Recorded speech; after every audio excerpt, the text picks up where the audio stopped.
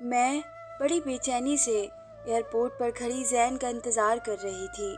आज पूरे 5 साल बाद वे दुबई से आ रहे थे। मेरी बेताबियां बढ़ जाना तो एक मामूली सी बात थी। अभी कुछ देर पहले ही उनका जहाज़ लैंड हुआ था। जैसे जैसे मुसाफिर बाहर निकल रहे थे, बेचैनी से मेरे दिल की धड़कनें भी बढ़ती जा रही थी। मेरा दिल इस वक्त परेशान सा होने लगा। जब तमाम मुसाफिर आ चुके थे, बस जैन ही कहीं नजर नहीं आ रहे थे। मेरी आंखें बेचैनी से अपने पति को देखने के लिए बेताब थी और रो रही थी। वो मुझे कहीं नजर नहीं आ रहे थे। कुछ देर बाद जैन मुझे नजर आए। उनके साथ में एक औरत को देखकर मैं हैरान हुई थी, जो जैन से हंस हंस कर बातें कर रही थी। जैन भी मुस्कुरा रहे थे। मैं झट से जैन के पास गई तो मुझे देखकर जैन की मुस्कुराहट और गहरी हुई थी। मैं उनके पास जाकर गले लग गई। जैन ने मुझे हल्का सा हाथ लगाकर मेरी कमर सहलाई, फिर मुझे पीछे कर दिया। फिर मुझसे उस औरत का तारुफ करवाने लगे। ये टीना है, जिसके पास मैं दुबई में काम करता हूँ। ये सुनकर मैंने बड़ी गर्मजोशी से उसकी तरफ हाथ बढ़ाकर हाथ मिलाया, क्योंकि इस औरत की बदौलत ही तो ये सब मुमकिन हुआ था। मेरे सारे ख्वाब सच्चे हुए थे।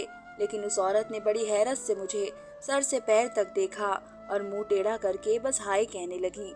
मेरा हाथ हवा में ही रह गया। मुझे उस औरत का ऐसा रवैया अच्छा तो नहीं लगा, लेकिन वह जैन की बॉस थी, इसलिए मैं मजबूर थी कि उसके नखरे बर्दाश्त करती। गाड़ी वापसी में जैन ने ड्राइव की थी। हैरत मुझे उस वक्त हुई जब फ्रंट सीट पर मैं बैठने लगी, लेकिन मुझसे पहले ही वह औरत बैठ गई। मजबूरन मुझे ही पीछे की सीट पर बैठना पड़ा। घर पर मैंने हर चीज जैन की पसंद की बनाई थी। खाना खाने के बाद मैंने उस टीना नाम की औरत से कहा, गेस्ट रूम में आराम कर ले, ताकि मुझे भी जैन से बातचीत करने का मौका मिल सके। जब से जैन आया था, वह औरत जैन के साथ ही चिपकी हुई थी। मेरा सारा मूड खराब होकर रह गया था। लेकिन मेरे होश इस वक्त उड़े जब वह जैन से कहने लगी, उठो जैन, मुझे बहुत नींद आ रही है। यह सुनकर जैन की रंगत फीकी पड़ गई थी। जैन ने मेरी तरफ देखा, फिर नजरें चुरा कर उसने टीना से कहा, तुम रूम में जाओ, मैं आता हूँ। मेरी तो आंखें फटी की फटी रह गई जब उस टीना नाम की औरत ने मेरे सामने जैन के गालों पर हाथ फेरा और गेस्ट रूम में चली गई। ये मेरे बर्दाश्त से बाहर की बात थी।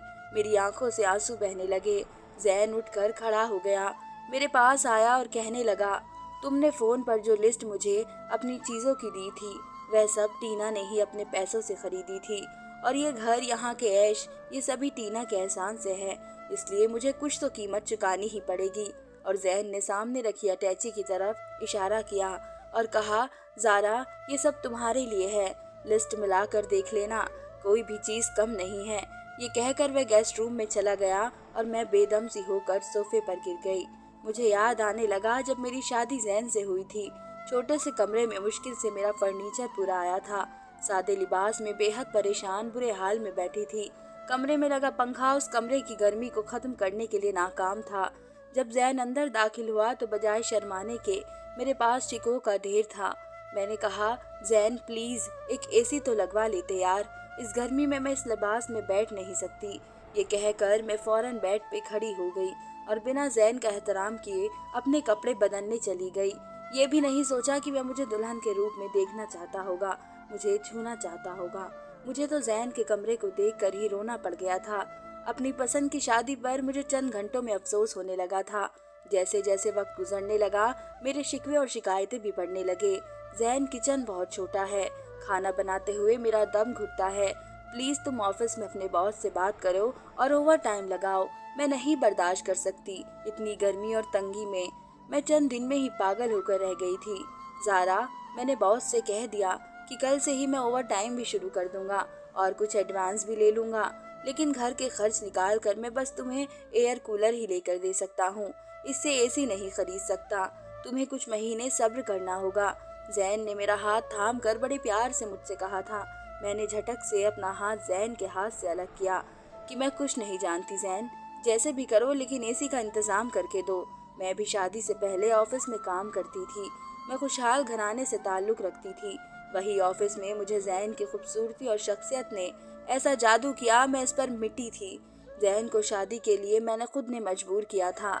मेरी बात सुनकर वे काफी देर चुप रहा था, फिर कहने लगा, ज़ारा, अब तक हमारे बीच बस दोस्ती ही थी, लेकिन अगर तुम शादी करना चाहती हो, शादी करने की ख्वाहिश रखती हो, तो मैं तुमसे कुछ छुपाऊंगा नहीं।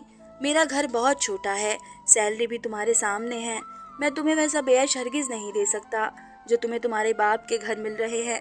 इस वक्त तो मुझे उन बातों की परवाह तक नहीं थी। मुझे बस जैन को हासिल करना था। मैंने कहा मैं मैनेज कर लूंगी, मुझे बस तुम्हारी मोहब्बत चाहिए। जब जैन ने मैंने मेरे घर रिश्ता भिजवाया तो मेरे माँ बाप ने मुझे बहुत समझाया कि जैन बहुत शरीफ है, लेकिन तुम इसके छोटे से घर में गुजारा नहीं कर सकती, और अगर तुमने जैन से ही अपनी जिद पूरी करने के लिए शादी करनी है तो हमसे ये उम्मीद मत रखना कि हम तुम्हें सपोर्ट करेंगे। मैंने कहा मुझे हर हाल में जैन से ही शादी करनी है। तो बाबा कहने लगे तुम्हारे इश्क का भूत तो जब उतरेगा जब जैन का छोटा सा कमरा और घुटन देखोगी। जैन की जिस मोहब्बत के खातिर मैंने सारे ऐश को ठुकराया था, मुझे अब इसी मोहब्बत से उलझन होने लगी थी। 1 महीने में मैंने बड़ी मुश्किल से काटा था। जब जैन एक एयर कूलर ले आया, मुझे फिर भी इस वक्त का इंतजार था जब जैन एसी लगवाता, लेकिन मेरे होश उस वक्त उड़े जब अगले ही महीने में मैं उम्मीद से हो गई।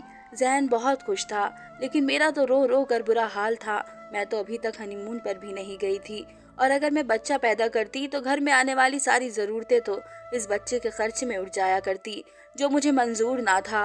मैंने एक दिन जैन से कहा कि मुझे औलाद नहीं चाहिए। मेरी बात सुनकर पहली बार उसके चेहरे पर नागवारी की लकीरें गहरी हो गई थी। जैन बोला इस बात का क्या मतलब है? मैंने कहा मैं इस बच्चे को गिराना चाहती हूँ। इस तंग हालात में मैं बच्चा पैदा नहीं करूँगी। मुझे अपने बच्चे को ऐसे गुर्बत में नहीं पालना। जैन ने पहली बार मुझसे गुस्से से बात की। कहने लगा जो बच्चा दुनिया में आता है अपना नसीब लेकर आता है, तो मैं हरगिज इस बात की इजाज़त नहीं दे सकता। तो मैं मुस्कुरा कर कहने लगी तुमसे इजाज़त मांगी किसने है? मैं कल ही अपनी जान इस अजाब से छुड़वा लूंगी। पहले तुम बच्चे पालने जितनी हैसियत तो कर लो, फिर बच्चे भी पैदा कर लेना। 2 महीने में कैसे लेकर दे नहीं सकते, मेरे बच्चे के खर्च कैसे उठाओगे? मेरी बात पर जैन मुझे ताज्जुब से देखने लगे। कहने लगे तुम्हें शादी से पहले अपनी हैसियत बता चुका था ज़ारा? मैंने कहा हाँ, बस मेरी ही अकल पर इश्क का बुखार चढ़ गया था जो मैंने तुम जैसे कंगाल से शादी कर ली। लेकिन अब तुम्हारे साथ जिंदगी गुजार ही रही हूँ, बस इतना ही काफ़ी है। जैसी तंगी तुमने मुझे दे रखी है, मैं अपने बच्चे ऐसे नहीं पाल सकती। बच्चे चाहिए तो और मेहनत करो, पैसे कमाओ, एक अच्छे इलाके में खूबसूरत सा फ्लैट खरीदो जिसमें हर सहूलियत मौजूद हो, फिर मुझसे बच्चों की डिमांड करना। जैन कहने लगा। मैं ओवर टाइम तक लगाने लगा। और क्या चाहती हो तुम? क्या दिन रात मशीन की तरह से बस काम ही करता रहूं? वह चिल्ला कर बोला। मैं उससे ज्यादा तेज आवाज में बोली, हाँ बन जाओ कमाने वाली मशीन। मुझे ऐसी चाहिए, अच्छा फ्लैट चाहिए, एक लग्जरी लाइफ चाहिए जिसकी मैं आदी हूँ। आज तक तुमने मुझे दिया ही क्या है सिवाय प्यार के? एक बार किसी अच्छे होटल में खाना तक खिलाने नहीं लेकर गए, हनीमून ट्रिप नहीं लेकर गए। मैं अपने दोस्तों से तुम्हारी वजह से कट कर रह गई हूँ। शर्मिंदगी के मारे मैं उन्हें तुम्हारे इस डिब्बे नुमा घर में बुला नहीं सकती। मेरी सारी दोस्तें मुझे छोड़ कर जा चुकी हैं। मेरे घर वाले मुझसे मिलना तक पसंद नहीं करते। मुझे क्या मिला है तुमसे मोहब्बत करके? जैन, मुझे पैसा चाहिए, मुझे अच्छा घर चाहिए, मुझे सारे ऐशो आराम चाहिए। मैं फूट फूट कर रो रही थी। अपने अंदर का जहर मैंने आज उगल के रख दिया। तो जैन एकदम चुप था। उसने एक अल्फाज तक ना कहा और उठकर कमरे से बाहर चला गया। सुबह जब मेरी आंख खुली तो जैन घर पर नहीं था। पूरा दिन में घर नहीं आया। रात को जब आया मेरे लिए एक ऐसी खुशखबरी साथ लाया था कि जिसे सुन मैं झूमने को जी जा रहा था। कहने लगा उसका एक दोस्त दुबई में नौकरी करता है, वह जैन को दुबई बुला रहा है, लेकिन वह 5 साल से पहले वापस नहीं आएगा।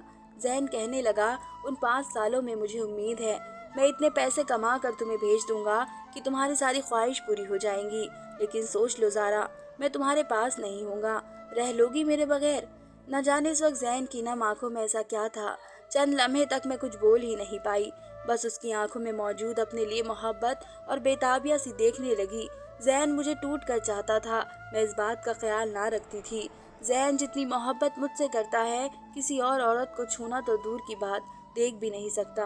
मैं अगर कुछ पल और जैन की आंखों में देखती तो शायद अपने फैसले पर कायम रहना मुश्किल हो जाता।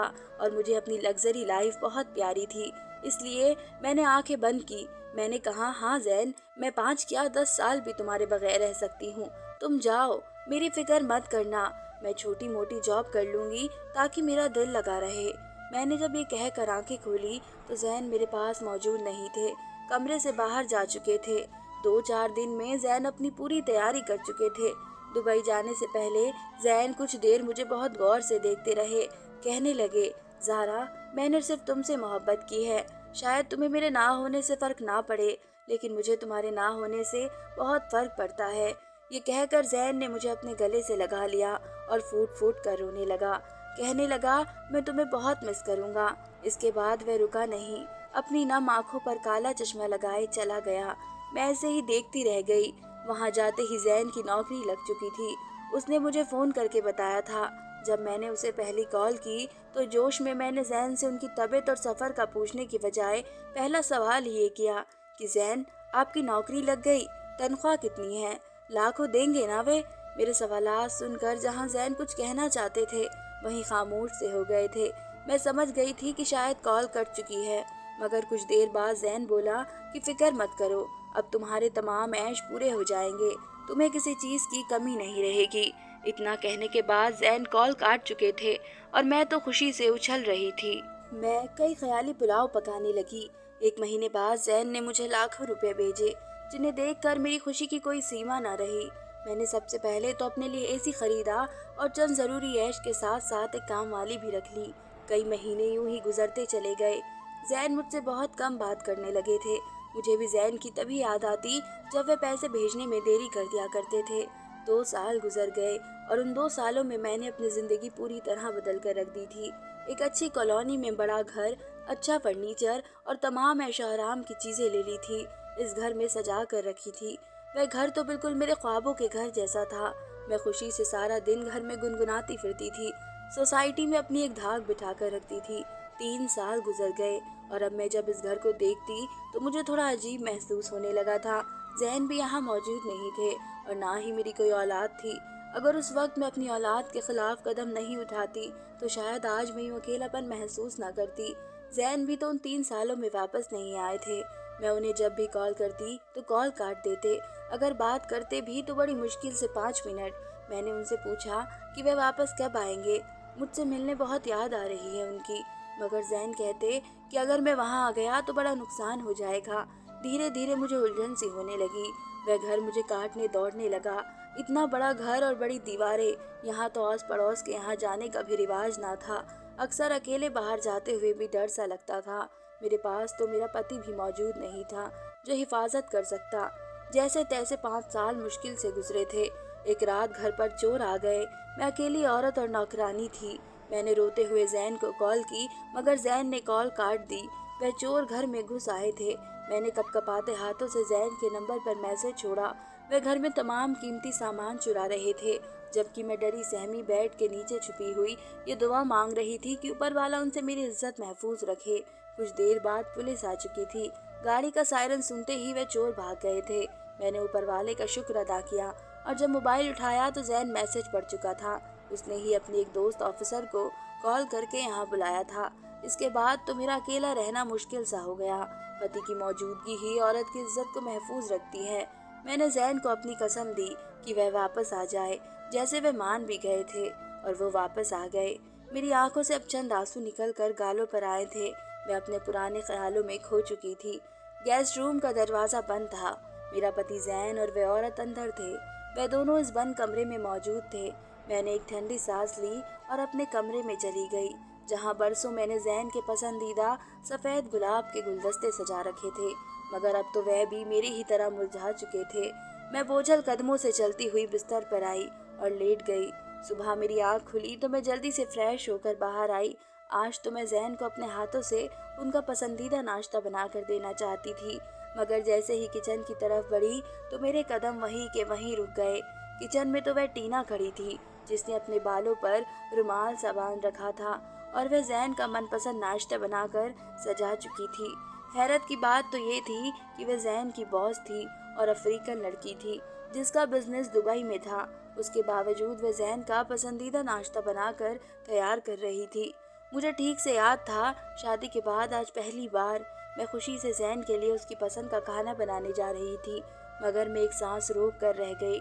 नाश्ते की टेबल पर भी वह जैन के साथ बैठकर खाना खाने लगी। कभी कभार तो वह जैन के मुंह में खुद खाना डालती और अपनी ज़बान में क्या कहती, जिसे सुनकर जैन मुस्कुरा रहे थे। मेरे अंदर तो आग की भट्टी चल रही थी। मेरा हलक कड़वा हो चुका था। मैंने उन दोनों को वहीं छोड़ा और उठकर कमरे में आ गई। मेरा दिल टूटा था, मेरी आंखों में आंसू आ चुके थे। मैं रोने लगी थी। शायद मुझे उस लड़की से जलन महसूस हो रही थी। कुछ देर बाद जैन कमरे में आया और मुझे रोता देखकर हैरान रह गया। कहने लगा कि मैं रो क्यों रही हूँ।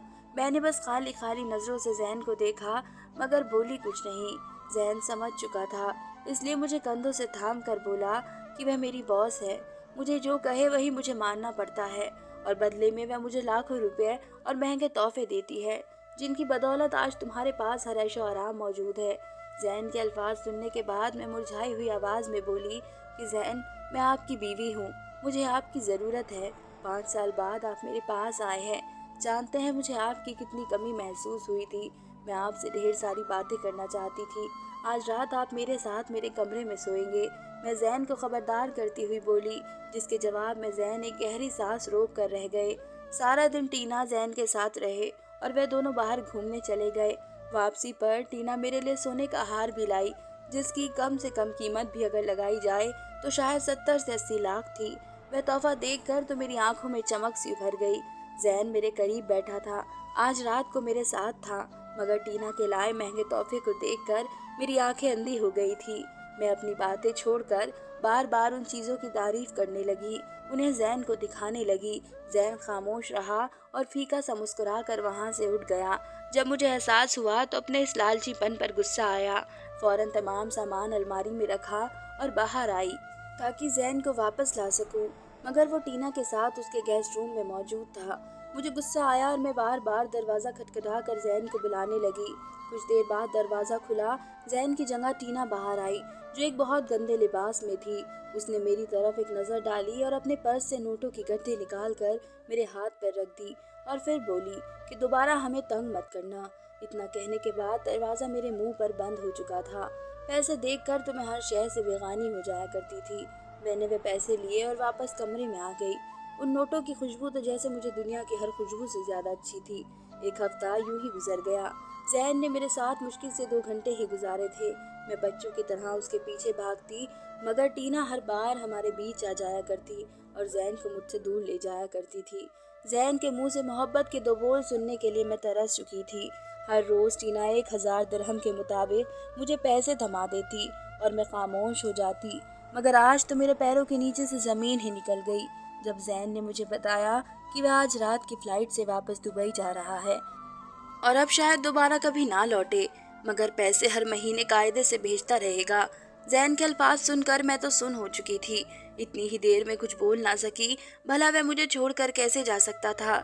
मैंने कपकपाते हुए जैन के कंधों पर हाथ रखे हुए उसे थामा और कहने लगी कि तुम मजाक कर रहे हो, तुम मेरे पति हो, तुम मुझे हमेशा हमेशा के लिए छोड़कर नहीं जा सकते।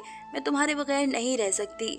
उन 5 सालों में मुझे एहसास हो चुका, इंसान पैसों के बगैर, इस लग्जरी जिंदगी के बगैर तो गुजारा कर लेता है, मगर अपने हमसफर, अपने पति के साए के बगैर रहना किस कदर मुश्किल होता है। तुम अब कभी नहीं जाओगे। बेशक टीना की नौकरी छोड़ दो, इसे और काम वाले मिल जाएंगे, तुम बस मेरे पास रहो। मैं मिन्नतें कर रही थी, मगर जैन सर झुकाकर मेरे हाथों को अपने हाथ से अलग कर रहे थे और बोले, ये तुम्हें उस पल सोचना चाहिए था जब मैं 5 साल पहले रोता हुआ तुमसे दूर जा रहा था। अब तो बहुत देर हो चुकी है। दुबई पहुंचा तो मैं बहुत अकेला था। मुझे टीना मैम से मिलवाया गया, मुझे काम सिखाया गया, मगर टीना मैम ने मेरी उदासी भाप ली थी। पूरी दुनिया मेरी उदासी और बेबसी भाप गई थी, मगर सिवाय तुम्हारे कि मैं तुमसे दूर होकर किस कदर बिखर चुका था। टीना मैम के सामने दिल की बात खोल कर रखी तो वह भी मेरी ही तरह की थी, अपनों की ठिकराई हुई। उनके पास हर ऐशो आराम है, मगर मोहब्बत करने वाला कोई शख्स नहीं था, जबकि तुम्हें हर कीमत पर ये लग्जरी लाइफ चाहिए थी, चाहे दाव पर तुम्हें तुम्हारा पति और मोहब्बत लगानी पड़े। टीना ने मुझे सिर्फ अपने साथ रखा, मेरी मोहब्बत चाही, मेरी दोस्ती और राजदारी चाही। बदले में उसने तुम्हें सारे ऐशो आराम दिए, पूरे करने का जिम्मा ले लिया। सौदा तो हो गया ज़ारा, तुमने मुझे गवाह कर सब हासिल कर लिया। जैन बाजू फैलाकर घर की तरफ इशारा करके बोल रहा था। उसकी आंखों में आंसू और लबों पर मुस्कुराहट थी। मैं कांप कर रह गई। मैं कुछ बोलना चाहती थी, मगर कहाँ से शुरू करती। तभी टीना कमरे से बाहर आई। उसके साथ अपना और जैन का सामान था। एक अजीब सी निगाह मुझ पर डालकर उसने जैन के बाजू में अपना बाजू डाला। एक दर्द भरी चुभन मेरे सीने में दौड़ गई। मैंने आंखें मूंद कर दोबारा खोली तो मंजर 5 साल पुराना था। जैन काला चश्मा लगाए, अपना दर्द छुपाए, टीना के साथ मुस्कुराते हुए हमेशा हमेशा के लिए मुझे पछतावे और पल पल मरने के लिए छोड़कर जा चुका था।